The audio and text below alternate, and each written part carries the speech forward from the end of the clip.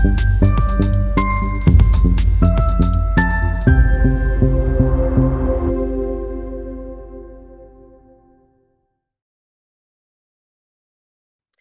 everyone, welcome back to Miles Beyond the Page. Today I am absolutely thrilled to welcome the incredible Gena Showalter. Gena is a New York Times and USA Today bestselling author known for her unforgettable characters, heart-pounding adventures, and swoon-worthy romances. With over 70 books across paranormal romance, contemporary romance, and young adult fantasy, she's captivated readers all over the world.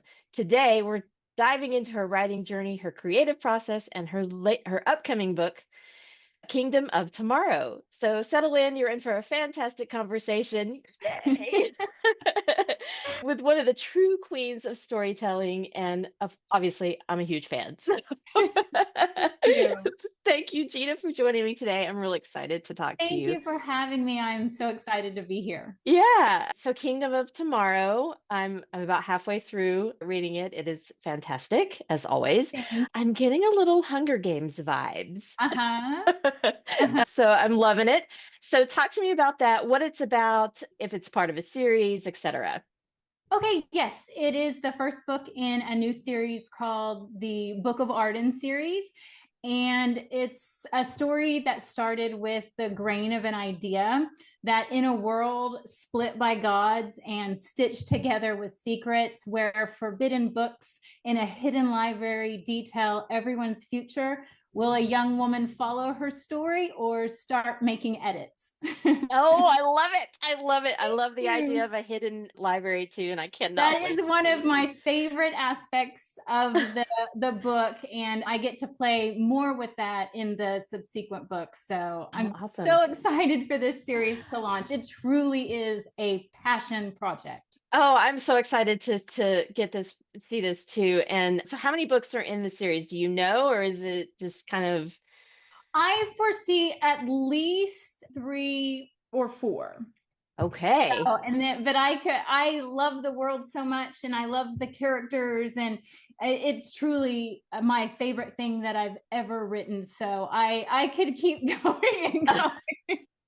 I can see that because Arden is such a great character. She's so, she's like the every girl, right? Yes, She has like confidence problems, yes. and she's just really driven to take care of her mom. And I love her inner voice. It's so relatable, I think. Thank you. Thank Yeah. you. Yeah, I mean, it was when I started writing it, I was going through the harshest season of my Mhm. life.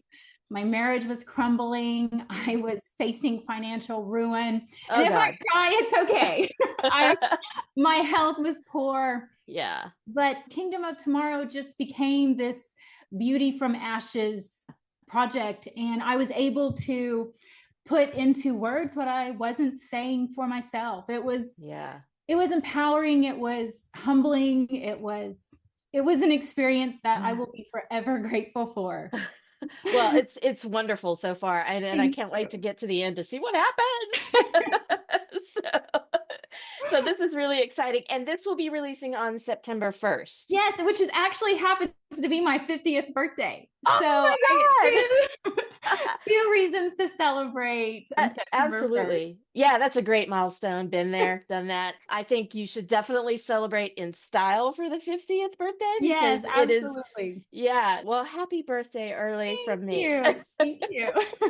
And this podcast will actually drop towards the end of August, so right before that release date. So Oh, be sure nice. you get it pre-ordered if you're watching and listening. And yes, there's the cover. Yay! And I'll have the buy link. Is this only available on Amazon or will this be wide? I You know what? I should know the answer to that. I will have to get back. I will post about that. Well, I know it's on Amazon. Yes, So it is definitely on Amazon. Montlake is the publisher. So awesome. so hopefully wide though. But Yeah. I'm not 100% sure yet. Well, we'll drive everyone to Amazon. So, Yes. yeah, also, I'm really excited for this book. I think everybody should pick this book up and give it a read. It is a great story so far. Definitely, definitely a good read. And I'm just, like I said, I can't wait to get to the end. So, but I discovered you through Lords of the Underworld. Yes, yes. Yes. And I think I think I picked up the first book. It must have been a conference and they were giving away those little downloadable cards, and I think I Yes. downloaded the first book and then I was Yes. immediately hooked. Yes. Yeah. Thank Um, you. yeah, so I don't know if how many people are familiar with Lords of the Underworld, but Strider is my favorite. so, so let's talk about those for a minute. Tell me, for those that are not may not be familiar, which if they're not, they need to be familiar. Talk to me about the Lords of the Underworld and how those came about. Well, this first one started again with just the grain of an idea. I knew I wanted to create a hero that he dies every night, but he awakens the next morning knowing he's got to die again. So Mm-hmm. everything kind of grew from that. Mm-hmm. And I remember I was at a writers conference when I got the news that, it was The Darkest Night was going to be on the cover of Romantic Times. And from there, it just, the sales started, or the pre-orders really started growing and growing. And by the time it released, it had become at that time the bestseller that I had printed. Mm-hmm. And it was such a whirlwind, and I had hit so many milestones with that book, Yeah. the New York Times and the USA Today. And yeah, it really did launch the series in a big way. Yeah, it's a great series. And how many books are you in? Are you finished that series now? I You sort of know, lost track. well, I don't write for Harlequin anymore, Yeah. so I haven't been really diving into that world lately, and I don't have anything planned this year or next for it. I've written a few short stories, little bonus stories, Hmm. to show characters where they are, kind of Yeah. little catch up and things like that. But William. We love William. yes, yes, William was always the favorite. Yes, he is. He's such a mess, William, but Yes, yes, a hot mess. he Yeah. is a hot mess and you cannot help but love him. I mean, and Paris too. I mean, Yes. these are Yeah, these well, are all my favorites. I think that series really showcased that I like to write quirky Yeah. characters, and I had a lot of fun with the morally gray heroes, Yeah. and just letting them shine. It Yeah. was a lot of, and all of their weirdness. Yes, yes, they are all weird but also lovable. Yes, they have those lovable, well, for the people that they love, Yeah. are lovable. Yeah. For their enemies, Yes. That's whole such a fun different series. story. Well, definitely everybody, you got it. If you haven't read Lords of the Underworld, I highly recommend it. It is really what hooked me into your writing and your world, and I have never stopped. So it's a great series. But your books have swept readers into worlds of immortals, monsters, magic, and swoon-worthy romance. But if you had to describe your storytelling style, and this may be hard, in 3 words, what would they be? I would probably say love never fails, Mm, because no matter what horrific situations I throw at these characters, it mm. is their love that sees them through to victory. Yes, and it's so gratifying too once they get there. I really make them work for it. You do. You do. So, and you've written across multiple genres, paranormal romance, young adult, contemporary romance. How do you decide what to write next? Really, it's whatever story is burning brightest in my Hmm. heart. It Hmm. used to be whatever story was due next in a contract. Yeah. Yeah. But I have learned that I really, when I'm passionate about that project and I can really see it, it just flows so much better, and I'm so much happier with the end result. Yeah. Yeah, I think there's something to be said for that when you're just Yes. when you're really passionate about that book. Yes. So you've built these massive worlds like Lords of the Underworld and Immortal Enemies. What is your approach to world building for long running series like that? Well, okay, I'll use The Great and Terrible, one of my books, as an example. It's a Wizard of Oz retelling, and Hmm. I started with what I knew. I wanted the cast to embody the characters of the wonderful Wizard of Oz, Mm. and I wanted the world where the heroine finds herself in to mimic a dark fairy tale. So from there, I gleaned the details I wanted: the heartless hero to portray my version of the Tin Man, Hmm. a tornado to act as the portal into another world. Right. And then I focused on the world itself. Like everything else, I started with what I knew. That's the modern world. And then from there, I just had to figure out what made Hakeldama different, what gave it those fairy tale-esque qualities, what rules governed it and why, which turned out to be that if even the smallest crime is committed, someone has to die or monsters come. Right. Yes, I started that one too, but Kingdom of Tomorrow sort of took my focus away. Good, So good, yeah, yes, yes. So it's in progress. I got to get back to it. I have so many books to read, limited Yes, time, all that. But yes, yeah. so your characters are always really layered and memorable. How do you go about developing such strong, distinctive voices? It helps that while I'm writing, I think about them as if they are real people. They have a backstory, they have memories, they have Hmm. hopes and goals and strengths, and they have fears and weaknesses, and Hmm. they're drawn to a certain personality type. And as I start weaving them into the story and interacting with others, new facets of their personalities emerge. And I just keep digging and digging. And when I finish the rough draft, I'll go back to the beginning with a clearer picture of who they are and what they're going to go through and Hmm. start refining. Do you do like character sheets for those, or do you just kind of wing it? I've made them and I haven't. So it's Yeah. just however I'm being feel drawn to at the time with the Yeah. story. So I love it. I love it. What is something you know about publishing you wish you knew when you started? not every editorial suggestion makes the book stronger. Mhm. Sometimes the editor points something out and asks you to make a certain change, but Yeah. that's not the right change. It's just that there's something there that you need to take a second look at and Hmm. maybe play with. But it was learning to distinguish the difference between what is a suggestion based on personal opinion Hmm. versus what is a suggestion that makes the story stronger. Yeah, I think that would be really hard too, especially for someone who's just starting out, you Yes, know. because in the beginning it was whatever the suggestion was, I did it.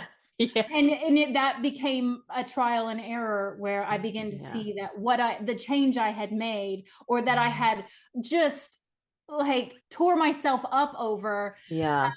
didn't do anything for the story except change an aspect. Yeah. Yeah. That makes So, sense. That yeah. makes sense. So, how do you keep your creative spark alive across so many books and series?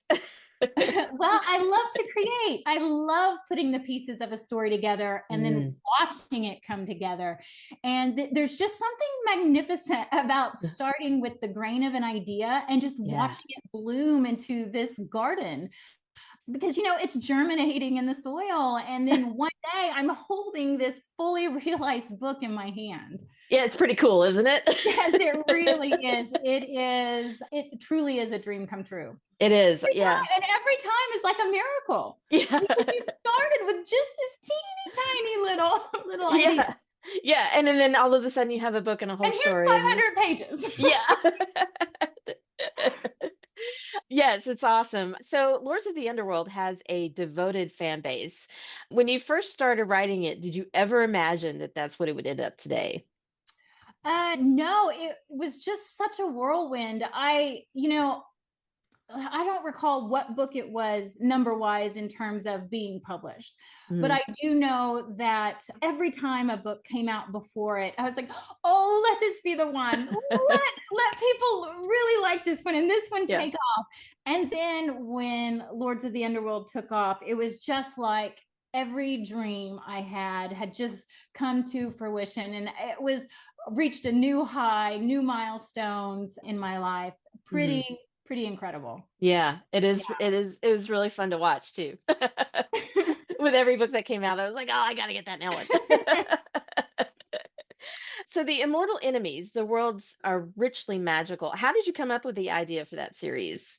Well, I knew I wanted to write adult fairy tales along the lines of my Forest of Good and Evil series. Hmm. And when I started plotting, really, the grain of an idea that I had was just a name, and that Yeah. was Cookie, which is the name of one of my cats. And because he used to just flip out at other cats for no reason, and he was a little murdery when it came to bugs, but he just loves to cuddle. So he's just this contradictory little creature that I adore. And I knew I wanted to create a heroine with a personality that mimicked his. From there, I developed a hero for her, a Fae King who is fully insane. He embraces that insanity, very morally gray, consumed with hatred. As the story unfolded, I realized I was writing him as more monster than man, but Cookie was secretly worse. So I laughed and laughed while writing that book. That is so fun. I love that. It's really great when you have those types of books that you just have a ball writing Yes, and you just yes. you can lean into them. I love it. One of my favorite scenes was the hero. He collects the tongues of his enemies and he keeps them in jars. Yeah. And so he has a little fit and he swipes the jars down and he sees these tongues across the floor and he's like, what have I done? My precious. It's awesome. And it was just, yeah, I laughed. Yeah, I love it. So let's talk about your process a little bit. What does a typical writing day look like for you? Or is there such a thing? Yeah, I usually, when I'm writing a rough draft, I try to do a chapter a day. Sometimes that has come really fast, other times that's been really slow. And I always try to, when I finish one chapter, go ahead and start the next one and kind of plan it out so that I know what I'm diving into the next day. And so my mind, rather than trying to figure out the details, I can begin to start seeing the scene come together before I start writing it. So sometimes that takes a little bit, sometimes it's taken all day, but I also, when I'm editing, I try to do about 50 pages a day. Yeah. Wow, that's a lot. That's a lot. Well, because I want to see the story as quickly as I can, or I want it to flow so that I'm not, hey, what happened back here? Did I already do this? So if I can read it, the more I can read, the more I can see it as a whole. Yeah, that makes sense. Totally makes sense. Do you ever have off days, like writer's block or any of that? I have actually never had writer's block. Praise the Lord, and I never will. That's awesome. That right now. But I used to not take even a day off because if I wasn't typing, I didn't feel like I was working. And I would feel so guilty if I took any time off. So now I do take a 1 day a week off and just kind of recharge. And I've never had writer's block. That's amazing. I'm jealous. So when you recharge, what is something that you like to do when you recharge on your off days? My recharging has looked a lot like vegging out, I guess. Just kind of making a nest, settling in and just relaxing. Yeah, that's hard. Relaxing turning it off. And I find it's really hard to relax. It's because it's always up there. It's always in the brain. Like I'm always thinking about something writing related, something whatever related. Because when you have a lot of projects going on, you just like the brain never shuts off. It's really hard. Now I have learned to just almost take the idea and just set it aside. Like I will write that chapter when I get back to it. And the story is percolating whether I'm thinking about it or not. Yeah. So I used to just worry so much. What if I can't figure it out? But the answer always came. And so now it's set aside, have faith, it's done. And just go about my day. Yeah, I think that's a good lesson too for someone who's just starting out. Like, just allow the brain to percolate and figure that the subconscious works in mysterious ways. It is working in the background, whether you know it or not. Yeah, it is. It's happened to me too. Yes, I totally agree. Yeah, there have been times I've just been driving and I wasn't even thinking about the story, and just suddenly there was that's exactly what I needed to do. Yeah, that's what I need to do. I got it. Yeah, I love it. How has your writing process changed over the years? I used to sit down and just write. It was kind of like a race to get to the finish line. And just Mm. as I said, it was like if I wasn't typing, I wasn't working. But now I like to envision the scenes. I run scenarios in my head. Like, what if I make the characters do this? What if this happens? And I kind of play it out like this little mini movie in my head. And that is working. Yeah. Yeah, So it it is is. fun and I enjoy it, but it's still part of the process. And I It think it is. helps me create more visually stimulating scenes. Yes, I love it. Okay. They're barking, they're getting ready to bark at something out there. You have a menagerie of dogs and cats, don't you? Not nearly as many as I've had in the past. Right now I have 4 dogs and 4 cats, and but I'll never have this many again, or as many as I had before. So Yeah. the two I think of each is the sweet spot. Yeah. Yeah.